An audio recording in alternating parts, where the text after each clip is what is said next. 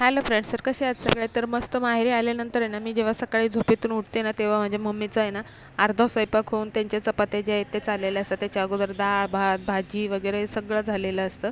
आणि मग मी जेव्हा उठते ना, तेव्हा मम्मी आणि बारकी बहीण आहे ना मिळून चपात्या करत असतात. तर आज मस्त असं आईने माझ्यासाठी वांग्याची भाजी बनवली होती. मला खूप आवडते आईच्या हातची वांग्याची भाजी, म्हणजे माझं जीव की प्राण आहे. तुम्ही पण कधीतरी या, तुम्हाला पण नक्की आईच्या हातची वांग्याची भाजी खायला देईल. तर मस्त असं चपाती वांग्याची भाजी खाल्ली. बाकीचं सकाळचं सगळं आवरलं आणि मग जेवण झाल्यानंतर दुपारी आई म्हटली की थोड्याशा आपण करंज्या करूया, तू आहेस तर मला मदत होईल, कारण तिने जास्त केल्या नव्हत्या, कोणी मदतीला नव्हतं, त्यामुळे थोड्याशा केल्या होत्या. बाकीचं फराळ तिने सगळा केला होता दादाच्या मदतीने, पण करंज्या राहिल्या होत्या. म्हणून मग मी म्हटलं ठीक आहे. तर मग माझी लेक पण माझ्याबरोबर बसलेली होती करंज्या लाटायला. तर आई मला लाटून देत होती आणि आमच्या मस्त गप्पा पण चाललेल्या होत्या आणि त्याचबरोबर मी करंज्या ज्या आहेत त्या भरून आणि कापत होते. असं करत करत आमचं मस्त असं गप्पा पण झाल्या आणि मस्त असं थोडंसं शांतीने जे काही गप्पा मारायला भेटत नव्हत्या, रोजच फिर फिर फिर चाललेलं होतं. म्हणून म्हटलं चला आज आईबरोबर अशा कारणाने का होईना थोड्याशा गप्पा मारायला भेटतील.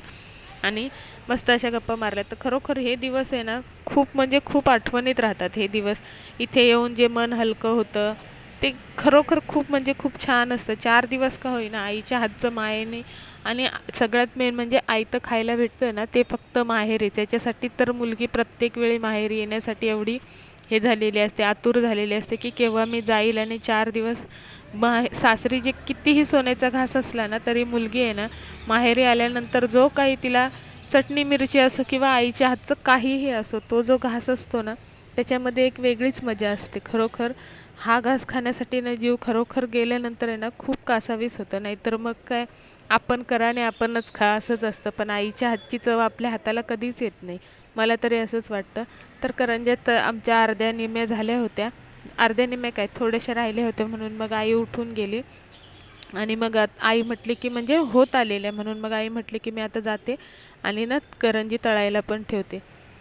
तळायला तेल पण ठेवून येते, म्हणजे राहिलेल्या मग त्या होईपर्यंत तेल गरम होईल आणि आपल्या करंज्या तळवून पण होतील लवकर, कारण मला पण बाहेर जायचं होतं त्यामुळे. म्हणून मग सगळ्यात अगोदर आई उठून गेली तेल हे करण्यासाठी. तर मग थोडीशी हे करून आले, त्यानंतर करंज्या आमच्या झाल्या आणि मग आम्ही मस्त तयार झालो, कारण आम्हाला आज पुन्हा जायचं होतं बाहेर फ्रेंड्सला भेटायला. तर पप्पा आले होते आणि पप्पा करंजी खात होते. तर खरोखर आई वडील असतात तोपर्यंतच माहेरात मजा असते ना, त्यानंतर माहिती नाही माहेराची मजा भेटेल की नाही.